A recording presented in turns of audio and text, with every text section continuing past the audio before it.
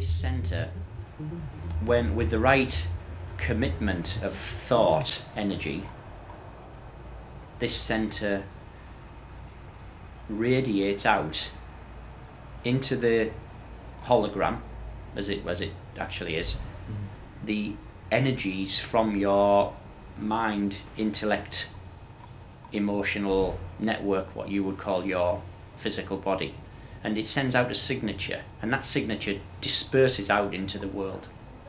And you've seen this many times. You see somebody, you're in a situation where you see somebody who's been really aggressive, and they're loud, and they're creating a lot of emotion, and you can feel it.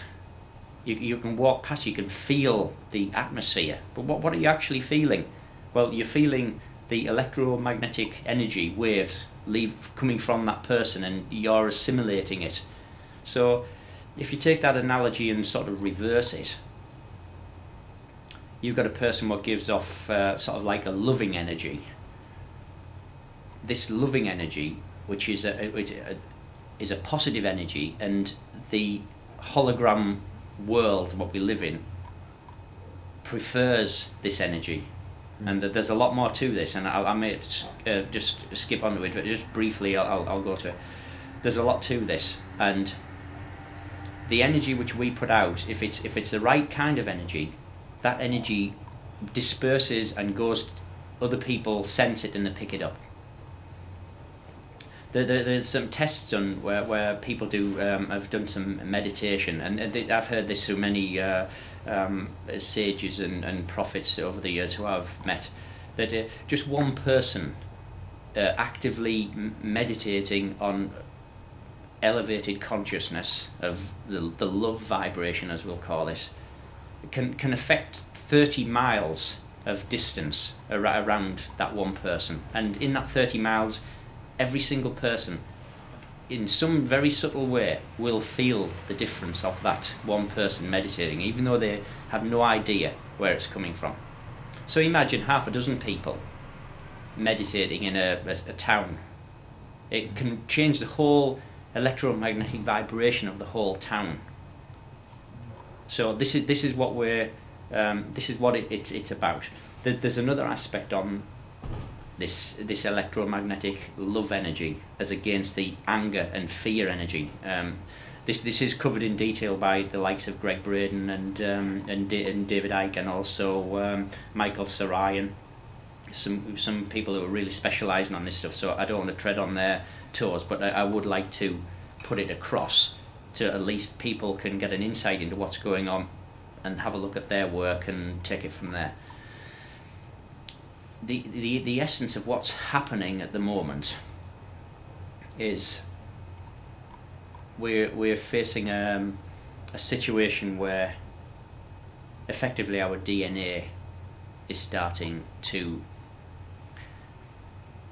unfold.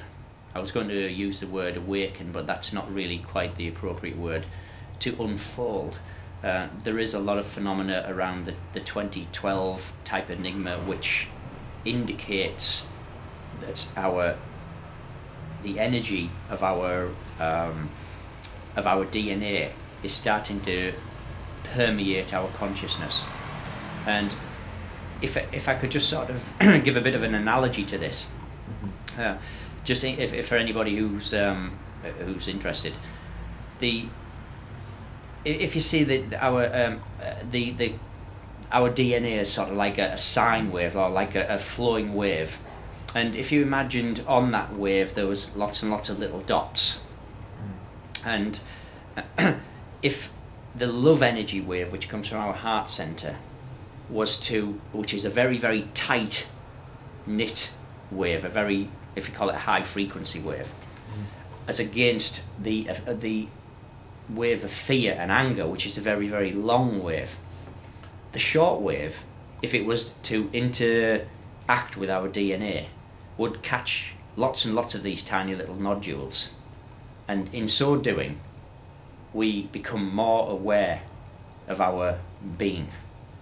Whereas the long wave only touches a few of these little spots on the DNA. So consequently we're effectively oblivious to the awakening of the DNA.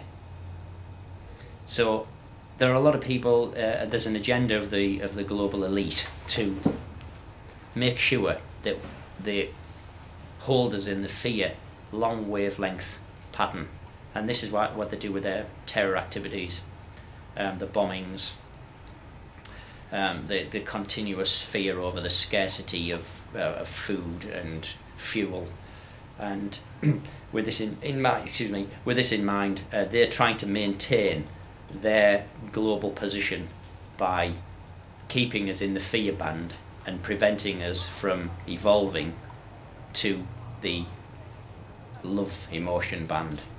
So this is the type of thing we're up against, and we've got a bit of work to do. But most of the work is involved in just becoming conscious of now. Just the now, the moment of now. Not next week, not the past. Just the now. Once we become focused on that, that gives us the enlightenment to see inside and to feel the higher vibration emanating from this heart center chakra.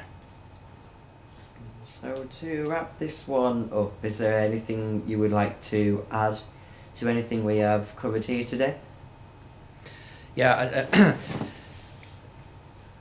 in view of what we've just been talking about there, I don't want to waffle on too much about this, but we've all got a bit of work to do. We must become aware of this system, what is in place. It is a system. It is designed to enslave us ultimately, and we must raise our consciousness individually to challenge and confront the global elite, who truthfully has been our responsibility, or if you like, a better word would be it would be our lethargy or lack of involvement which has allowed them to get to this stage in the first place. It was our inaction ultimately which allowed the situation of the global elites to have the power and the manipulation which they have today.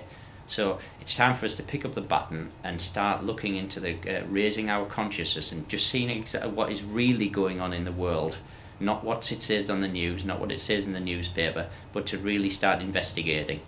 Certainly have a look at my website. It would be helplonenutter.com, and have a look at some of the other people's websites I've mentioned. There are direct links through my site to any of the other things. So certainly if anybody wants to get a bit of an idea of what's really going on in the world, it's a good starting place.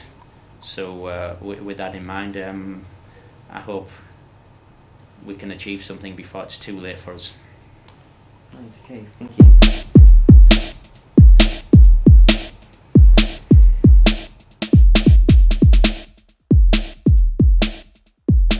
Da da da da.